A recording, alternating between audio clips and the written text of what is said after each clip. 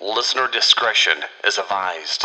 It's time for another Steel Revolution podcast. Please keep in mind that the opinions expressed on this podcast are those of the individuals, and they do not reflect any official view of the United Steelworkers, USW Local 105, or its officers or sub-board members for officers.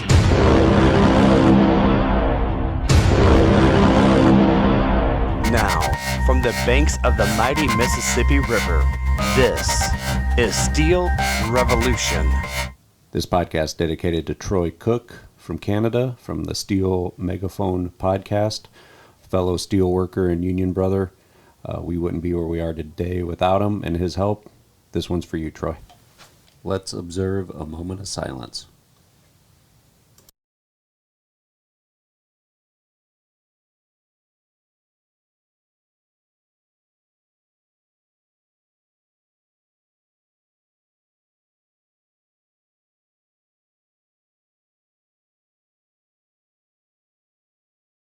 Welcome to Steel Revolution 115. I'm 115. Oh, damn. Walk all over you. Walk all over you. Oh, it's all right. I'm used to it. 115. I'm Mike Nicholas. Shawn Geisens. Lee Shaver. Who are you? You. Oh, I said Roy Hutt. Yeah, but you were talking when I was talking. Yeah, I was talking when you were talking. I didn't give you time in. That's all right. That's because remember that one show when we go back in time and do the best of the year when I didn't introduce anybody. I just went right into it, remember? I think I do remember that, yeah. Got the holiday episode and the year in review all together right now. That's great. Wow. I want to apologize for throwing this together right now. We're going to wing it. But we got a great interview today. We do have a great interview, barring the dead space, which nobody helped me out with. It's okay. You'll see how Roy flops a couple of times, but it's all right. Sometimes people want to see you fail. Yeah. I agree. So, let's get right to it. One, check your checks. Yeah. Look at them. Yes. Might want to take a look at them. If you need help understanding them, don't feel bad. Most people do. But you probably want to look at them. Could be wrong. You could think, I worked 36 hours. Yeah. I really didn't expect to get paid $71 for 36 hours. But it happens, so... And there's no harm in asking for help. We'll help you. Yeah, So, you might... sometimes they're right, and you don't need anything else. We've had a little rash of paycheck issues come up, and... so you might want to take a look at them. Sometimes you don't get paid at all. Sometimes you get paid an extra 40 or 80 hours. So, it evens out. Yeah. Eventually it's going to even out. Sometimes they don't take deductions. Yeah. So, Yeah. Go ahead. So anyway, I think that was, one of the most important things to bring up while we're winging it through an agenda. That, if you have issues, give the hall a call. We'll help you out. We're working through some that we know about right now. I think the fix of the fix is out there, so hopefully we'll get these behind us. Business meetings tomorrow. Trying to think of I'm going to change the agenda at some point in time and do like the calendar of events first. There we go. Yeah, like that. That would work. Business meetings tomorrow. Guys want to attend that. A reminder, we are trialing through these winter months, the 3 months of December, January, and February, moving the 11:20 meeting to 1:30. Correct. So that starts tomorrow. Gee, what other big things going on this week, Lee? Well, we've got Christmas baskets. We'll actually be packing them on Wednesday. I do want to say I really appreciate everyone who donated. This year we had some challenges. The Christmas baskets went up in price, so we had to collect for donations a little bit longer, but I was really impressed how people donated and keep donating. So This year we will be doing the packing open to the public again, What time? 5 o'clock on On? Wednesday. Okay. So I know kids like to come out and do that stuff, and please come out. And then we will be we'll be giving the baskets away on Thursday. Hopefully it's not too snowy and cold. So we'll see how that goes. Give Brad a shovel. There you go. Yeah. Also, tomorrow we are drawing for the Nathaniel Payne Scholarship. So if you put in for it, we'll draw at either the 6:20 or the 7:20 meeting tomorrow morning. We only had 25 entries this year, and we're drawing 10, so almost 1 in 2 chance. Yeah. Oh, well. Reminder that you may want to call the hall if you're planning on stopping by. It is the holidays. There is some people, especially, with dealing with contract this year, some people that had some vacation left over down here. So I think there'll probably be somebody around, but you may want to call. We're also in and out of the plant on with less people around. So if you want to stop by, I would suggest you call before stopping by and make sure somebody's here.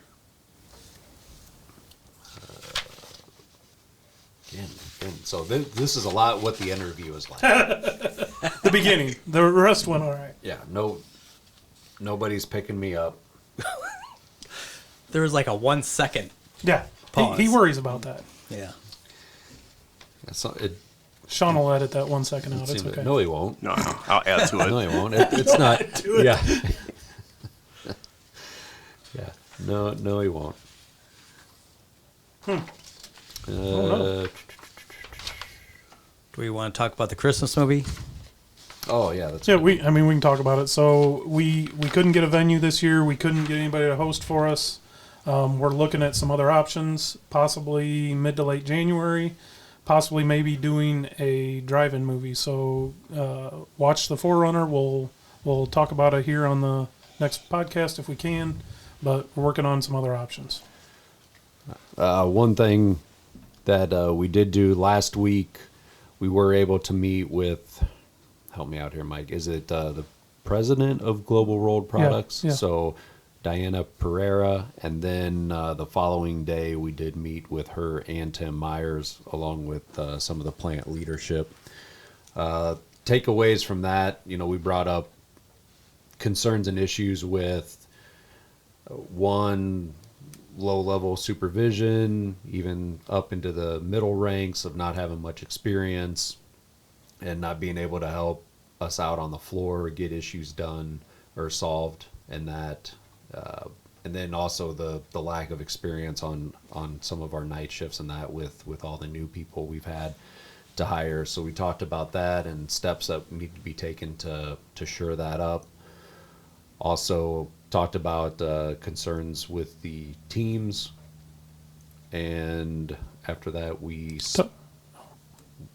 had one. Oh, The hours. We talked about safety and work hours and how we believe a voluntary max should be increased.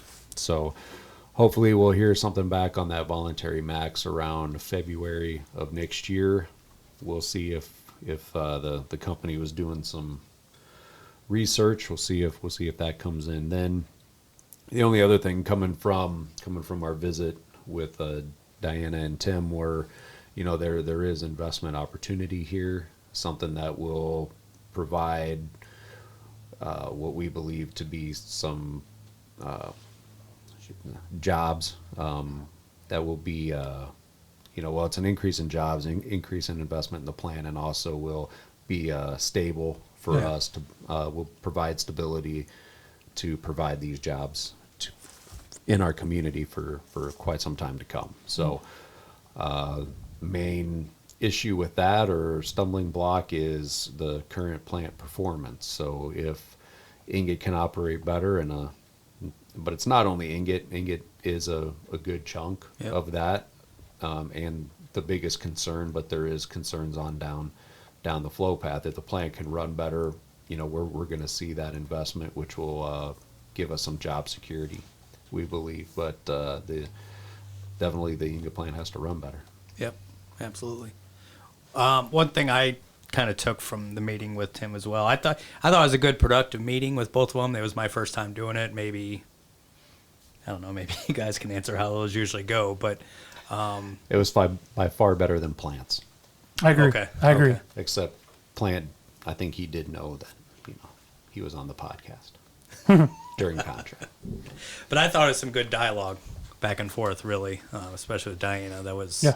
good hour of talk. So And we'll find out real soon whether it was lip service or yeah, not. there So, you go. I guess that's where I was getting at. So yeah, I thought it went pretty well. Yeah, I mean, to go along with what you said, Lee, I do feel the couple times that I've been in meetings with Diana that she seems like she understands what's going on with the plant. I mean, Yep. she, for being somebody that's outside looking in, she seems to have a, kind of like a finger on the pulse, so to Yep. speak, Yep. of what's going on. Absolutely. Again, we let you fail, Roy. Anything else, Mike? I mean, I'm not seeing much else. News. I'm pretty sure we had some other stuff here that needed to. I guess I'll say one thing of Veterans of Steel. This is a time of year typically where, some veterans can get down and things like that. So try to remember those guys. A lot of guys have PTSD and things like that. So try to remember those guys and help them out whenever you can. Yeah, I mean, while it's a joyous time for some it's not. Yep. There is EAP, and that was in the forerunner, and it was in the works. How to reach out to those guys and get some help, and some people may not call, and maybe they just need you to listen to them while you're at work. So Yep, absolutely. Everybody can do what they can to help. Yep. Doesn't help when you don't receive a paycheck, though. No, Right, yeah, absolutely. Yeah. I don't have anything else. You got anything else in the forerunners that we We've missed? covered everything on mine. Reminder. Oh, now I thought of something else I wanted Dan to put in the forerunner. Had to do it. What is it that can roll over from your flexible spending? $500, Mike. $500. So if you have more than that, you better hurry up and spend it. Yeah, because otherwise it's gone. Fast. That's right. It's gone in the next week. If you haven't used your floating holidays, you might want to consider trying to work them between now and the end of the year. Yep. So get with your committeeman on how to do that if you're newer and don't understand what's going on there. And then remember, for next year, every ETO you earn will be worth $50 Yep. the following January. That's right. So- And your short-term disability changes to 50% 50% of your January base 1. wages times 40 hours. So And it can't be a relapse of a claim that started in 2022. It has to be a brand new claim. it does. It does. That's what I had the question. So if somebody's currently out, It does not change. I've Really? asked that question twice now, and same answer. Yep. it just doesn't seem. Or if you have a relapse of a claim that, say, ended in November, and you want to relapse it within the 90 days, it still goes off the old claim. Hey, Roy, what was that equation you're trying to do with how to figure out your? Your base pay grade Yep. times 40 Yep. divided by 2. Okay, because you didn't say to divide it by 2. I just want to make sure that was cleared. Oh, thanks, Sean. Yeah. See? Sean's making sure I don't fail. See that? It's all right, buddy. I got you. Or making you look stupid, one of the two. Right. Yeah. It just depends how you look at it. That's not I wouldn't hard. do that. That's not hard to That's do. more of a glass half full or half empty type thing. I wouldn't do that, Roy. Thanks, Sean. You're welcome. I'm a little upset about one thing, though. There was no cooking corner for the holidays. I thought about that too, as soon as we started. Why don't you make it happen then? Where do you go get some donuts? Man, Maybe there's some Christmas donuts. that was harsh. All I ask is why didn't you make it happen? Why didn't you make it happen? Because I didn't. Well, then there you go. Isn't it up to the new guy all the time to take care of that stuff? You've learned not to depend on me. Yeah. Oh, we have. Trust me. That's your fault. About 10 failures and we learned it. So. All right. Yeah, have you provided anything No, for your he's cooking not. corner? He has not contributed a damn thing. And Just I don't mean just that. Just his appetite. First of all, when that happened last year, I thought it was a big joke. It is not. I was unsure. We what are was gonna serious happen about with that. No, Okay. What do you? I what are you apologize. gonna? What does the Schaefer's eat? You know, what are you looking look at forward me. I to? eat just about anything. What are you looking forward to? Do you have a special dish during Christmas? Nah, not really. Sorry to disappoint You'll you. have to think of one then. Yeah. Really? Don't have anything that's like usually at the holidays, or you don't have it any other time? We know. I was gonna make a donut joke, but Right, there's a lot of pressure on me right now. I'll take a high road All on right, that. A lot of eyes on So- me. So like my in-laws would do like an orange salad, which my boy likes. So it's like it's got oranges in it, and what is it, like gelatin? Yeah, and, yeah. I don't know, Cool Whip. No, or I know, whipped cream yeah, and yep. something. So it's an orange salad. We have that. How about you, Shawn? Anything? Typical stuff, which I like. So yeah, I'm not hard to please. You need to come up with something. I'll think of something. My wife makes some pretty good desserts around the holidays. No Oh. traditions from No, not really. Just nothing special. no. How about at your place? How about the? I already said one. He already said it. Well, yeah, I already I said said the salad. orange thing, but anything else though? I'm sorry. You know, I thought something from down south. You know, Okay, you know Oh, what? I knew that was coming. Wow. Wow. You know what? I was just defending you minutes ago. I'm It's gonna going to edit teach that you, out. Sean. you get. It's going to teach you. all I asked was for a simple. You could have made something up, and then I wouldn't have brought it up. Keep learning the hard The way, South, Sean. which is Moline. Okay, I get that. It's more the Cape. Little further south. Where the Wherely? The Cape. Cape Girardeau. The Cape? Why don't you go ask him what he likes for? Actually, holidays. here's what I'll say is fudge. My mom used to make fudge all the time. Wow, that's not where I thought that was. And then, let's keep it professional. Oh, Let's keep it fudge. professional. That's like the clean version of mine. See, that's Yeah, why I don't yeah. talk. Nope, nothing. Sorry, Lee. You were Nothing. talking about Nope. your mom. It's over. Now you remind me of Shawn. The moment has passed. Yeah. Michael, how about you? Or excuse me, Mike. Well, now Mike's not going to talk. No, Right. ours would probably be like ribeye. Well, that's good. Yeah. That's good. Traditional steaks. Yeah, but more like, like the ribeye you slice, Oh, like Thinly a sandwich? Like sliced? thinly sliced? Well, like you cook the whole roast and then it's cooked all day and then we do that Christmas Eve. But Sounds good. yeah, it is. Hungry. Is that what time it is? No, that was my That's the alarm. that was my abnormal heart rate going off. Is getting your heart rate up? Maybe it is. Mike said ribeye. Good thing we have this interview to save us this afternoon. Oh yeah, I was gonna forget since I thought we were pretty much doing the close. Should we just go into should we just like say goodbye now and then go into the interview and then you can just end it, Shawn? It's however you want to do it. It don't matter to me. I'll make it sound good regardless. But Oh, maybe we for- should do a close at the very end, though. I think we still need to, yeah. yeah. Still need so, to? Yeah, Yeah. let's do that. Okay. Well, coming up next, we're interviewing Jordan Boone of. Get my notes. Smart Local 445. It's no, I saved you there. yeah, There you about go. time. Too Now I can little, too late. Now I can stop crying. No, he won't. Oh, No, be the rest of the day at least, into tomorrow. So, yeah, Jordan Boone, a Smart Local 445. Thanks, Mike. And he'll talk to us. Thought it was important to have him back on. Glad he made time, came up here and sat down with us. With everything in the news recently about the railroaders, it was important to get him on, see what they've went through, what they're going through, what they're going to be going through in the future, and to really get his view as a railroad worker on what went on and what happened and what the future is to bring. yeah. So we'll be back after the interview. All right, joining us on the podcast is Jordan Boone from Smart Local 445.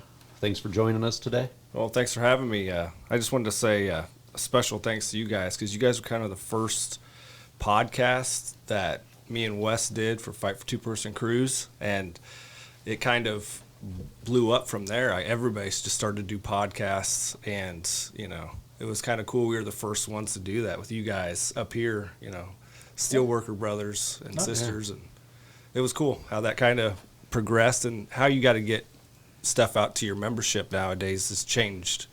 And you guys were kind of the first ones to do this podcast, and it's kind of take notice that's how we got to spread information as many ways possible as we can, and podcasts are a great tool for that. Absolutely. Yeah, I mean, well, I'm going into what we're going to talk about. The unions are at a disadvantage anyway, so yeah, we got to do whatever we can to get the word out. Yeah. You were on before, so I think we start over a little bit, and tell us about your local, how big it is, and what your members do. Okay, we're the union is SMART, and it's sheet metal, air, rail, and transportation. My home local is Local 445. It's based out of Niota, Illinois. We got approximately 250 to 260 members in my home local. The SMART organization, though, in total is like 205,000 nationwide. And there's kind of two different sections of that. There's SMART, and then there's a SMART TD, which is Transportation Division, is what we fall under. And that's your railroad people, your airline pilots, bus people. So my membership is just mainly the conductors and engineers on the railroads. Man, we covered a bunch of questions. Oh yeah, all sorry. in, Sorry. all in No, one. that's all right. It just So That's good. I'm losing it. I'll just say that. We all know that. Waiting for you guys to pick me up, and you We failed. like seeing you flop. It's You- okay. You failed. This is my usual. So a lot's happened from the last time you were on. yeah. The two-person, right? And what do I say? You said it earlier, and I missed it. What was the campaign that was going on the last time you were here? Fight for Two Person Fight for Crews. Two Yeah, Person. and we started that when we started in Illinois. We ran a 2-person crew bill in the state of Illinois. Got it passed, both the House, the Senate, and the governor did sign it. So there was a 2-person crew law in the state of Illinois. There was a judge, though, that ruled that it was preemptive. It should go back to the Congress, the National Congress. So as of right now, it's tied up in, lawsuits and stuff like that. So it's not technically a law in Illinois right now. But we started that as a way, kind of like you guys did with the podcast, get this information out that need to get out. So we started a Facebook page, and it's kind of involved. It's evolved into websites, every social media platform you can think of. I mean, we got TikTok. It's crazy. It just it was a way to get that, because a lot of people didn't know how train crews worked. They just see the trains at these crossings. They don't think about the people on the locomotive themselves. So that was kind of the reason why, because even when I'd go down and talk to politicians, everybody would think I worked on commuter rail, which we are freight rail. There's a difference. So they're like, oh, you take tickets. No, I'm a conductor, freight conductor.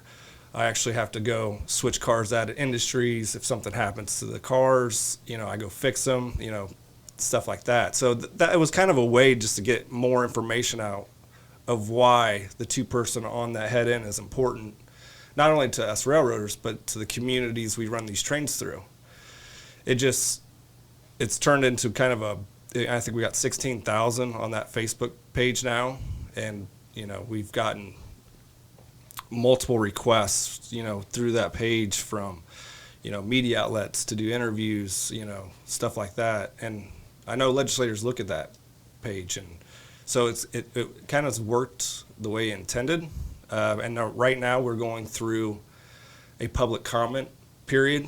The FRA came down with a proposed rule for two-person crews. And it actually ends Wednesday. So we have over 12,000 comments right now, in support of two-person crews on freight trains. And so if you can go to our website, that's the easiest way to do it, is to make your own comment, fight for two-person crew. And we have a thing that just pops up now, and you click it, and it takes you right to the comment section for the supporting two people on a train. So then, when they had the ruling in favor, would that have meant just in Illinois you had to have two people? Yeah, the state law, it would have stated that, and this is why it's important. Illinois has every railroad in America that runs through it. So Chicago is a hub of all railroads. So getting that passed in Illinois was, that's why the railroads took the action they did. It was okay for these other states to have these two-person crew laws, right? They let them go. As soon as Illinois did, it got real for them. So they came back and through their, all their corporate money and their lobbyists, and that's how they got that judge to rule against it. So the federal regulation that's going through now, if it was adopted by the FRA after all these hearings and all the public comment section and all that would be a federal regulation throughout the industry. So that's why this is important. It's not a law, but it's a regulation. So to get a federal reg, off the books, because people are like, oh, well, can't they just overturn a regulation? They can, but then they got to go and prove that having two people is less safe than having one, which would be really hard to do. I hope I didn't give you too much information on that. No, I've learned a lot even today. About Okay. it. I thought I knew quite a bit, but Yeah, so again, it puts a spotlight on why it's important to have worker-friendly people in Congress, whether it's state or federal, which we'll get to the federal part that was in the news. But first, I'd like you to kind of explain, since I think Smart's got a piece. I think there's other locals that have a piece of the railroads, and how does thinking about recent events, how does your bargaining work? Is it like a pattern bargaining where some people with, I don't know, Canadian Pacific or whatever set something and then everybody else follows? Is it some big like master? How does that work to get to where you guys were about ready to go out on strike? That's a good question, because in the past there's 12 unions that represent all the working people on, for the rail carriers, from signalmen to maintenance away, the BMWD, BLETs, the engineers, conductors, were Smart. So there's 12 different entities. And in the past, you would have that. You would have different groups going in, negotiating their side. Because it all starts with Section 6. And all our contractual stuff is a federal act. It's under the Railway Labor Act. So there's steps. And the reason why we have the Railway Labor Act is because in 1926 we had strikes, and they brought in the National Guard, and there's over 100 union people killed. So the government, that was kind of the first time the government recognized the union.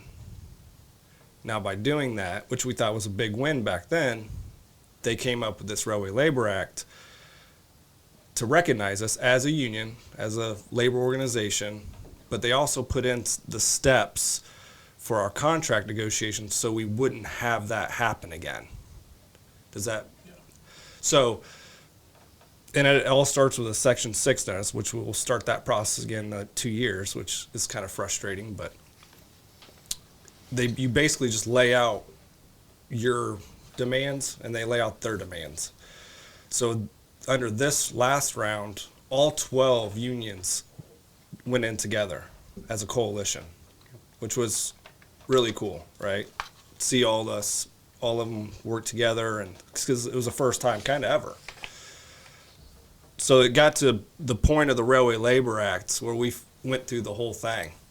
We went to national mediation. We drew an impasse. We took it to the president, got a PEB, voted down the PEB, and then we got the TA. So we actually ran out of options of the Railway Labor Act.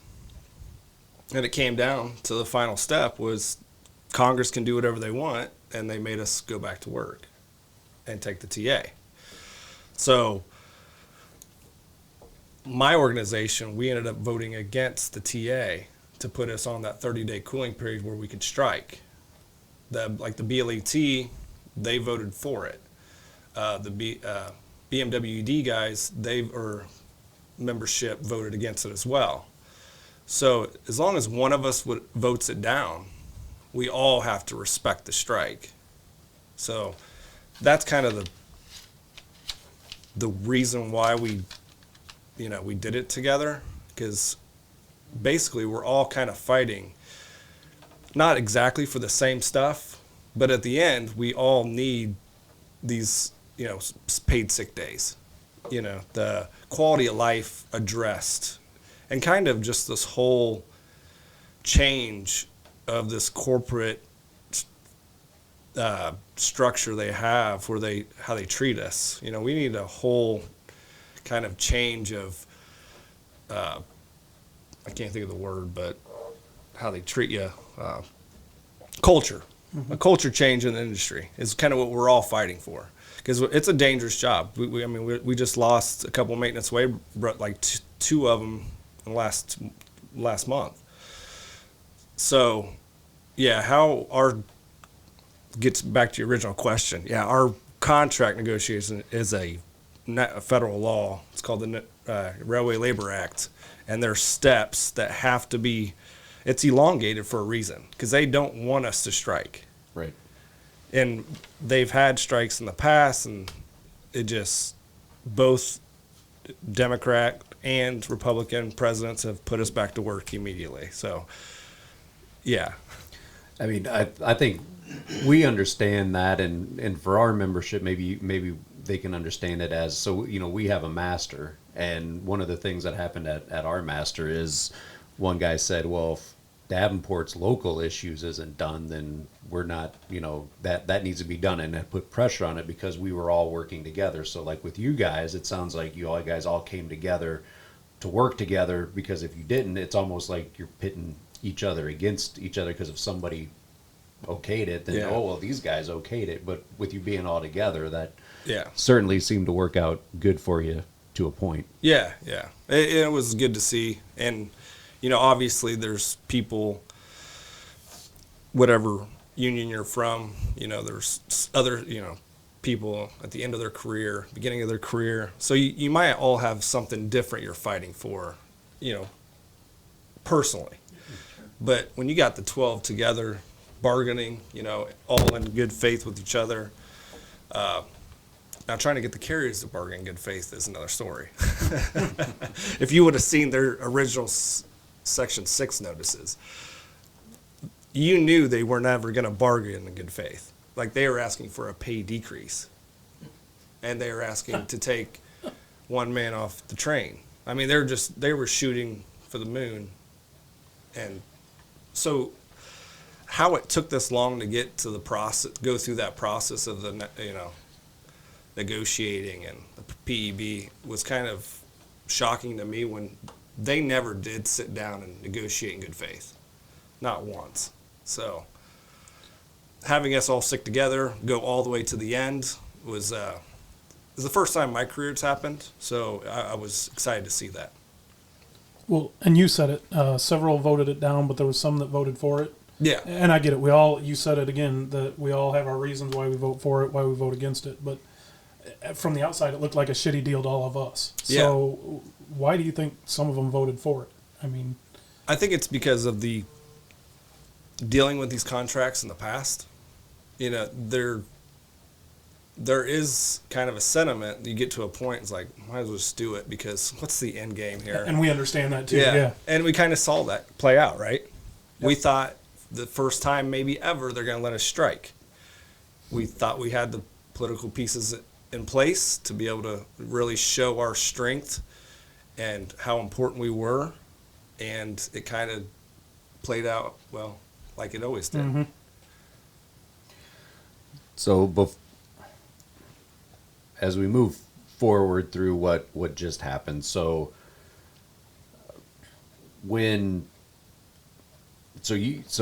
the point right before Congress stepped in, or the president, or Congress and the president, so you guys were on the verge then of it was going to be a strike then. Yeah, we literally were at the last hour before we could do self-help, which would be strike. And that's where the president of the BLET and the president of SMART was in D.C. at the White House, coming up with that TA.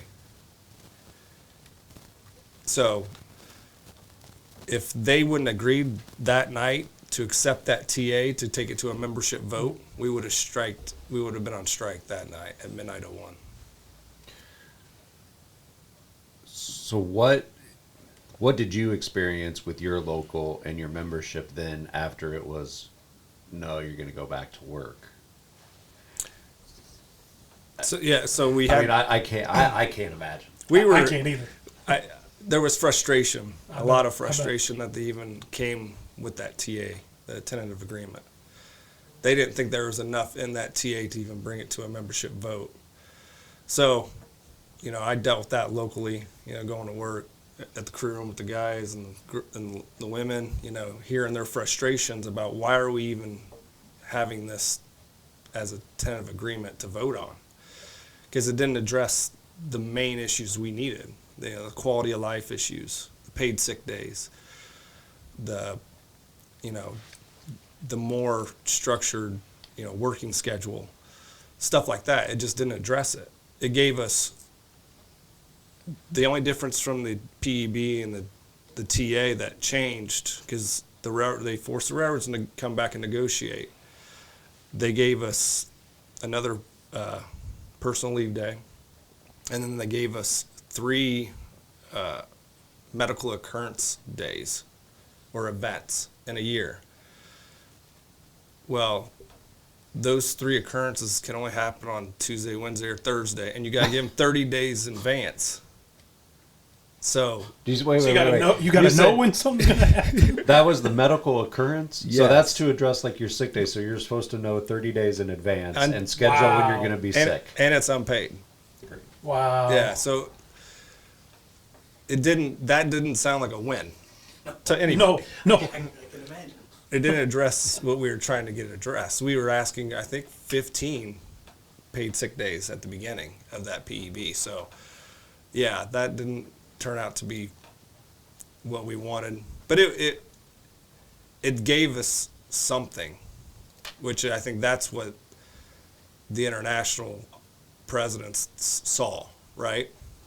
The first time ever these railroads had ever conceded any kind of attendance thing in a contract. So in their mind, it was a win. You're gaining something positive. So For the first time ever. Kind of opened up that door to maybe future negotiations. Because they cannot say no more, hey, we don't do attendance policies, when you just did. Yeah. So it's crazy then. So now in 2 years, you're going to do it again. So Yeah. for so double-edged sword. For us that bargain, you never want to do it that quick because you feel like you just got done with one. It's a stressful time for everybody, and then you got to go right through it again. For you guys, though, at least it's now maybe we can get more in 2 years. I guess you could look at it that way. And you're only locked into this for 2 years, but you also got to worry about who's in power at the time. Mm-hmm. Doesn't seem to be like it much mattered one way or the other, because I was disappointed, thinking, oh well, they're definitely going to do something for these guys and get them the sick time because of who's there and Yeah. in Congress and at the White House, and it didn't happen. So can't imagine. Yeah, and the way it got perceived in the national media too kind of was frustrating. Because the first thing you saw, it got a lot of publicity everywhere, CNN, and all of them. And all they talked about right off the jump was that 22% pay increase. Yeah. That's the first thing they led with every time. Look at this great, pay increase. The 24% compounded, and that was frustrating and kind of, if you go back and you look at the contracts beforehand, that 22 does sound good, but it doesn't really keep up with the cost of living and the inflation that's happened the past 20 years. Like, it kind of got us closer to keeping up with it, but it really didn't get us all the way there. So it wasn't like it was this, 22%, they're going to make so much more money. The railroads are out there touting that we make $175,000 a year. I mean, all I got to do is Google it. Just Google how much a railroader makes in the United States. And I think it's $72,000 for an engineer and $67,000 for a conductor. I mean, Yeah. it's not like we're these crazily highly paid people. I mean, our health and welfare does jump us up quite a bit because it is pretty good. But that, I think, is going to hurt next bargaining.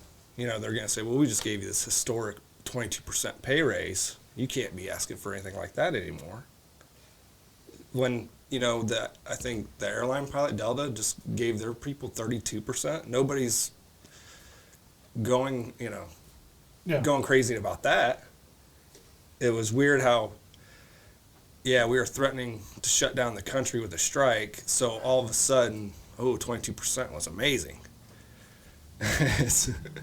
I mean, would you say though when you went into bargaining, that wasn't the main No, absolutely issue? not. It would have been safety and then your quality of life. Right, and that's what we kept screaming. We kept saying, hey, it's not about that raise. That's not what this contract was supposed to be about. It's about quality of life. The cultural changes that have to happen. We can't let Wall Street barons run this industry, because to a point they're going to break them. They've ran everything down so slim. Have cut the workforce 30% in the last 5 years. Like, there's going to come a time where rubber meets the road, and you're going to have to be a railroad again. Yeah. You can't just, they do this PSR thing, and they cut down everybody's, cut maintenance guys, cut conductors, furlough people, get everything, stop giving us paperwork. Now they gave us iPads. They cut down on how we get our gloves, our safety glasses. It's just the way they're making money, and with the stock buybacks and all that stuff, it just is... Eventually, they're going to have to go back to do what they do, and that's being a railroad company. Well, and what you just said, I think we're all seeing it. I mean, the way we get our safety shoes, the way we get our glasses, all that stuff. And then also, like you had said, I don't want to say it's culture change, but people are finally putting their foot down and saying, you know what, no, time with my family is more important than time with you. So I'm going to take it whether you give it to me or not. I mean, we see it with our forced overtime. They want to force people, they just don't show up. Yeah. I don't know how you guys see your turnover. Is there a bigger turnover now than when you started? Oh yeah, the railroad, especially around Galesburg, that used to be one of the premier jobs. You bet. And now they can't get anybody to hire on. It's the quality of life it's finally gotten out there. Yep. And people will know, it's like, man, for $80,000 a year, you do what? You got to work,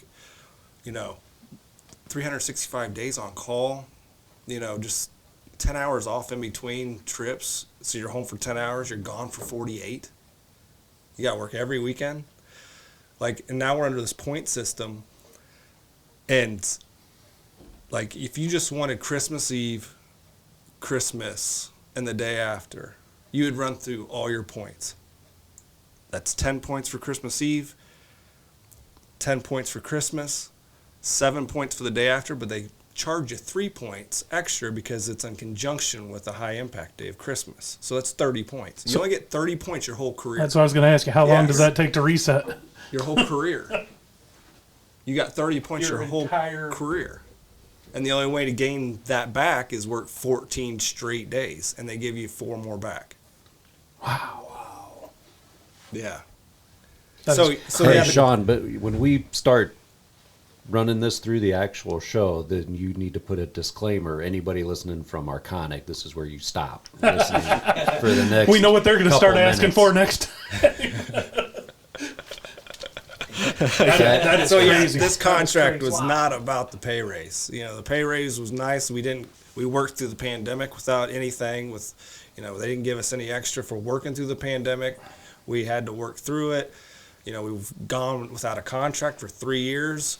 So I think the pay just was nice, and we were okay with that. We agreed to that portion of it. We just didn't agree with all the extra. You know, we wanted paid sick days. We wanted some quality of life issues addressed. You know, that's the stuff we wanted. And that's why it got to the point to we were ready to strike. It wasn't about the pay increase at all, no. The pay just becomes the jelly on the shit sandwich then, and, Absolutely, and that's yeah. what they get to push it through. So. And, you know, I think it's by design, too, because you do have guys that, hey, I want my back pay. You bet. You bet. I got 4 more years left to work. I need Yep. I just want to get this TA signed and get my back pay, and, hey, go forward. Yeah, and I was reading an article. So they're talking about the sick days would have cost like $632 million to have 7 paid sick days, and then you're talking about the profits and everything they're cutting, and gloves and whatnot. Meanwhile, this industry makes $2 billion each quarter. That's there's companies that don't even make that in a year. Yeah. I mean, and I seen one thing where it said, like Warren Buffett, who owns Berkshire Hathaway, who owns BNSF, in 2 days could pay for every railroader in America the 7 paid sick days, just for 2 days' work. Wow. The money he generates in 2 days could pay for everyone, not just BNSF. We're talking about UP, CSX, all of them. Every person that works on a railroad, he could pay for 7 paid sick days. It's crazy. Yeah. And I mean, I'm sure you guys deal with it too. It's just that corporate greed, Yep. They want more and want to give less. Yeah, because they're beholden to stockholders now. So they don't really care if they ship J.B. Hunt. They care what their stock price is doing. That's right. Or they don't care about Amazon. They care about what their stock price is doing. Right, and like you'd said, though, pretty soon all the cuts, everything is going to come back to bite them, and it's going to be in a worse situation because you weren't doing what you needed to do to keep the business going, to invest in your people and whatever else. It'll come back to bite you eventually. Oh, yeah. And that's kind of the scary part about it, too. Are they as profitable as they say they are? Yeah. But they are going full bore. Like UP just came out with a YouTube video of how they're trying to replace the conductor on the train. They called him an expediter, and they put him in a truck. And he's like, oh, he'll have shifts. So he'll know when he's going to work. He don't have to stay in hotels no more. If there's a problem on the rail, we'll deploy him in his truck. He'll get there quicker, so the conductor don't have to get off if the conductor's not on the train, he'd have to walk back, find out what it is, walk up, do certain things. So they did this whole video, and they act like every railroad track is right next to a road. And it's not. So what good is that guy going to be in that truck? Yeah, when he's miles away or Yeah. a mile away, yeah. You're on the side of a hill. Yeah. A mountain. Like, Yep.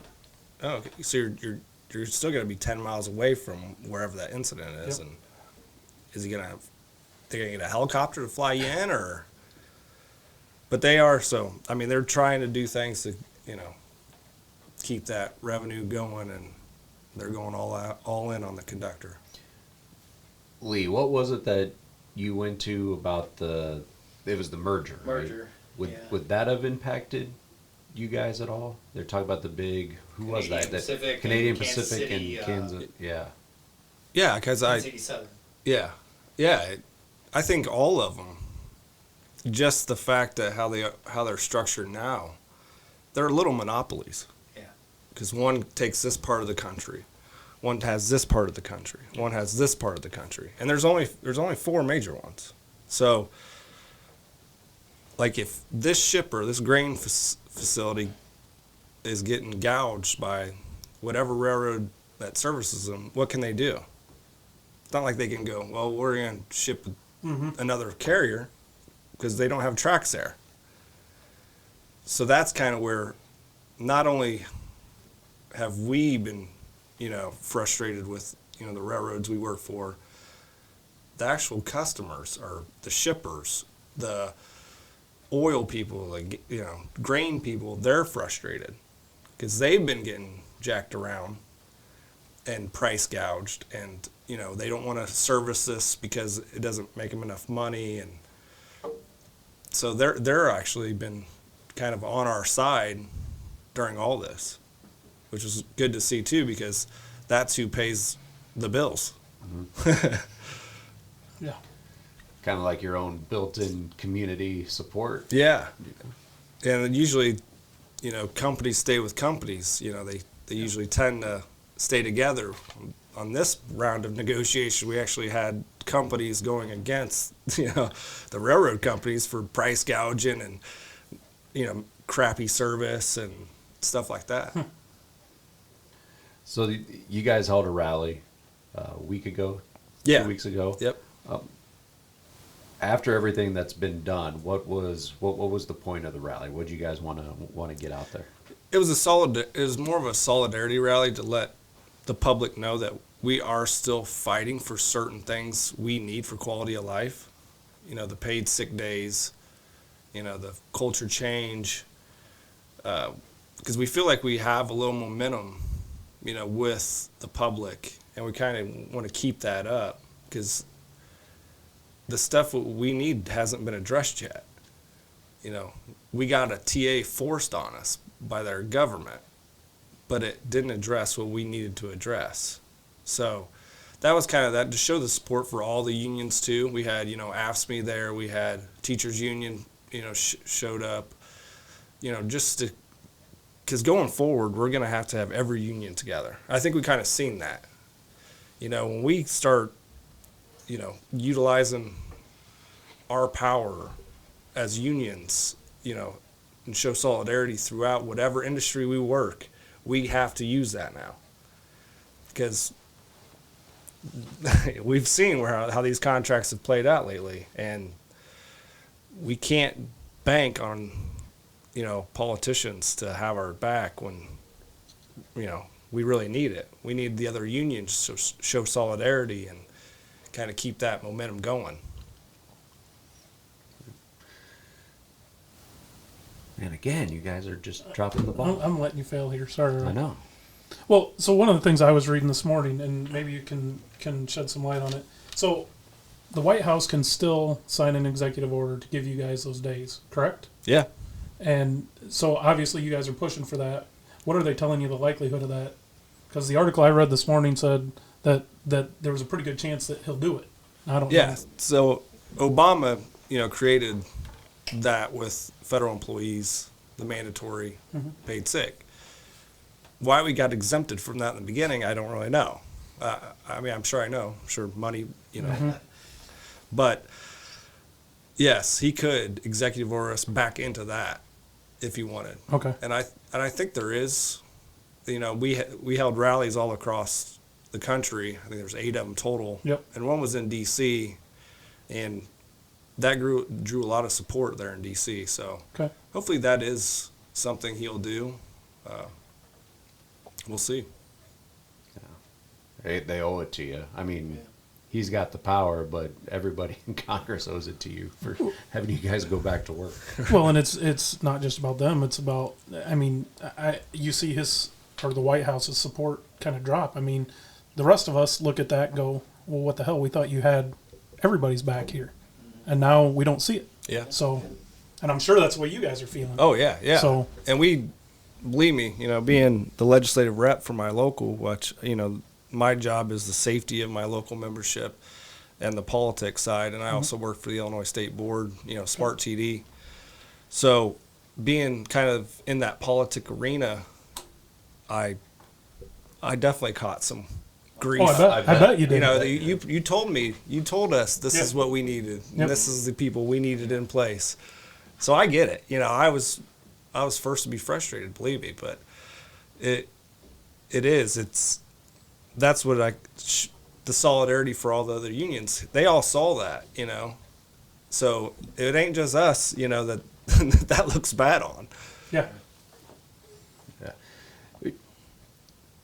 I've always wondered a little bit more on the actual work you guys do, and for you to, you've said bits and pieces, but I'd like you to explain it to people that don't work on the railroad. Oh yeah, yeah. No, you talk about like there's your engineer. So is that somebody who's actually driving the train or operating the train, and then was it operator was Conductor. Conductor. So if you could kind of, when somebody sees a train going down the tracks, who's actually on it, what's their job, what's the training, and then like on Facebook I saw inside of one, and it looked like you could barely see out, that there was just a bunch of screens around and you could rarely see what was in front of you, and there's all these buttons and whatever else, kind of explain, the average, like who's working on the train when it goes by. So on a typical through freight train, which is just a train that goes from point A to point B, goes to yards, there's a conductor, which that's what I am. I'm a freight conductor. My job is the responsibility of the actual cars. So I get all the paperwork, any of the hazmat information that needs to be, I got to make sure it's in compliance. There's strict, regulations that we have to make sure that this car ain't next to this car, ain't too close to the head end, stuff like that. So I'll get out and make sure all that's okay with the paperwork, do that. The engineer is the person actually in charge of the engines. So when we get on a train, he's the one that does the throttle, blows the horn, that kind of stuff, runs the train. And their argument now is to say that, well, most of my job as a conductor is done at the, at your on-duty location. Mm-hmm. And then really I don't do anything else the rest of the trip. But if something happens on that train, that engineer can't get off that motor. So I, as the conductor, get off, perform the work, if I got to cut a crossing to let people through, that's what I do. If there's a industry that needs to be switched, I'm the one on the ground, setting the cars out, tying the brakes, doing that kind of stuff. But also, it's just another set of eyes too. So the schedules we work, we come to work tired a lot because we never know when we're getting called. We work nights a lot. Some of our runs are 280 miles. I mean, all the way through Galesburg to Kansas City, and that's a long run in the middle of the night. We have to be there for each other. So, we job brief, we, just talk, ask, questions, keep them, engaged and stuff like that. So there's also like yard jobs too, where that's mostly conductors, and they use RCO boxes now that are remotes. So those are yard jobs. They do shift work. They switch out cars, build trains, do that. So yeah, when somebody sees a train go by on the rail, it's usually the engineer who's running the train and the conductor who's in charge of the cars behind the engines. Okay. So it's really safety minded with what you said. So I mean, you're doing a lot of safety work up front that could affect the communities that your train's going through, the hazmat, and make sure things are good to go. And then like your engineer that's doing speeds and whatever else, up on that end, that's another safety piece, because if you're going too fast or whatever, you could have a derailment, right? Yeah. And then if there's only one person there, Yep. it's going to affect whether or not they get, people get there, whether or not you can, like you said, cut the train so people can get through, which is another safety issue, which is what we were bringing up when they were talking about having, the merger and 2 mile long trains here and all that. Yeah. It's checks and balances. It's always good to have, and I talk to these reporters, and I'm like, and one was for the Washington Post. I'm like, I'm sure you're a great journalist, but do you get to write something and nobody else looks at it before you publish? She's like, well, no. That's a good point. I said, so like any industry you work in, whatever you're doing, it's probably better to have 2 people than one. Unless you're just talking about, talking about money. Like a school teacher, you don't think they'd take 2 teachers in every classroom if they could? Absolutely. Yeah. Yep. And I think that kind of hit home, like with what we were talking about, the rail merger. A lot of people were concerned with spills and everything, because I don't know if you know about it. It's going to, I think, triple the amount of trains is going to be here and double the length. And so a lot of people are worried about spills along the river and everything. I mean, I think that's a great point that people just don't think about. Yeah. That, hey, if, one person versus 2, that, that increases or decreases the likelihood of a spill. Yeah. If you have 2 versus 1. So I think a lot of people just saying the spill, they just think, oh, a derailment. You know what I mean? They don't connect the 2 of 2 versus 1 with the spill. I think, those people that are complaining about it don't see that at all. Oh yeah. And that's just one of the recent trips I took. We had a key train, which a key train is a train that has a lot of hazmat, flammable chlorine, or bad stuff in the train. So they classify as a key train that makes you have to run differently and speed restricted and stuff like that. Well, we went no emergency. Well, on a key train, you got to inspect that whole train no matter what. And we were right outside of a town. So in my mind, and there's no road or nothing, I was just thinking about, what if I wasn't on this train? And we had hazmat back there that was on fire. Because I got down right on the ground. I walked in, where it broke apart was almost at the rear. So it took me a little bit, but if there was something really bad going on, I would have been able to see that and relay it to emergency personnel. If I was in a truck 50 miles away, like how long would it take me to get there? I mean, and what kind of damage would that cause? Yeah. Because I could have split that train from, if something were like on fire or something, I could have split it and pulled it away from the rest of the stuff just to isolate that area. But yeah, just stuff like that. People don't realize, and I get it, right? You don't work there, you don't really engage in that kind of stuff. And I had my brother-in-law who lives in Chicago, and we're on the contract talks. He's a civil engineer, and he was like, "What's going on with the railroad? Why are you guys so mad? I saw you guys on the news. Like, what's going on?" Like, because you just don't. If you don't live it and you're not around it, you don't think about it. Right. You only see 22%. Yeah, you see the big old rays and how big of crybabies we were. Yep. Exactly. Oh, well, I don't know much more other than, we wish you guys the best. Yeah. Hopefully between now and then, hopefully you get an executive order, or hopefully in 2 years it's better than it is now. Yeah. Yeah, and if you guys are doing anything, let us know. Yeah, we'll come down and support you. Yeah.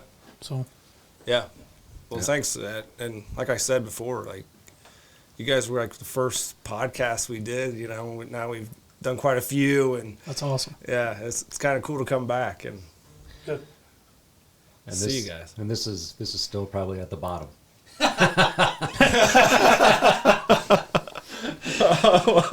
Well, I mean, thanks. you always come in person, so usually we do a bulk of our interviews over the phone, and we don't have a whole lot that actually come up and spend time with us. So we appreciate it, and like I said, we wish you guys the best. Yeah, thank you, and thanks for having it again. And Thanks. all that. Yeah, appreciate it. Thank you. Thanks. Back after the interview. Again, thought it was a good interview, except for the dead space. It saved the show. Jordan did a good job. Right. Yeah. Thank you to Jordan again for taking time out of his day to sit down and talk with us. Dead space. Dead space. Dead space. I need Brad back. No. I need That's Brad. okay. Brad was always there to pick you up when you were getting ready to fall. Brad Did you was say there. trip you when you're getting ready to fall? Yeah. So, and you guys just look around. No, I agree. Brad could always do that. So we just don't care enough. Yeah. It's kind of entertaining in a way. Yeah, I agree. Yep. Sure is. Well, hey, Shawn. Hey, Roy. Are you on strike? No, I am not. Oh, where can people find us? They can find us on our Facebook page at Steel Revolution Podcast, USW, Logo 105.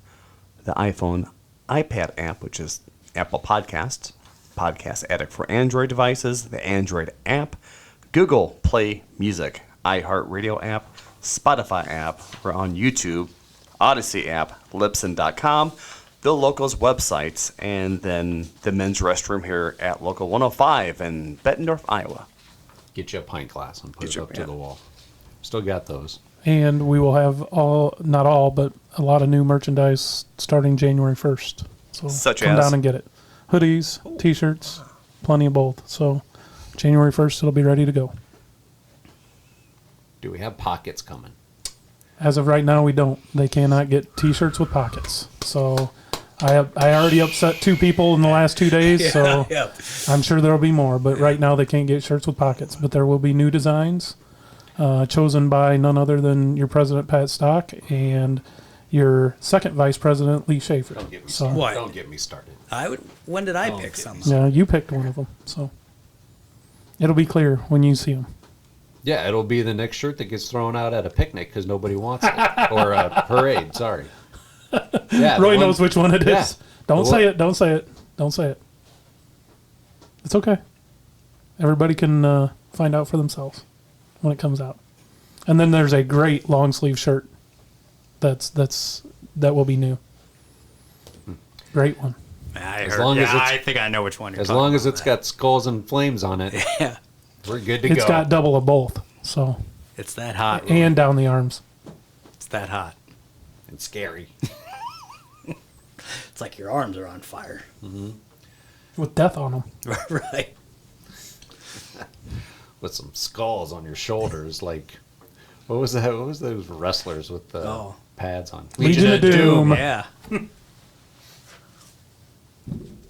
You This didn't watch show- wrestling? This show Not has really, gone no. to He hell. probably interviewed them when they came into town. I bet you're right. When they came into Cape. Did you interview any wrestlers? Oh my gosh, no. In your prior life? No. No? Prior life. No, I did not know. Not even the...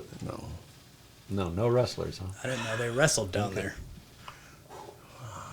Ooh. We're taking shots now. I could say something now, but I won't. Thank you, Roy. It's my Christmas gift to you, So Sean. you're taking the high road, huh? Yep. All right. Well, Well, have a happy holidays Yep. from all of us here at Local 105. Yeah. we'll see you next year. Maybe then Lee can think of something else he's looking forward to eating. Oh, yeah, just so you can bag on me. That's probably what I'm going to do after this, start thinking. Start So I doing can what? be ready. Start Start eating? thinking. He's going to think about it right now. Let's get the hell out of here. All right. Don't forget to say something good about your union. Every day. See ya. See ya. Bye. Steel Revolution is a podcast by USW Local 105, Bettendorf, Iowa.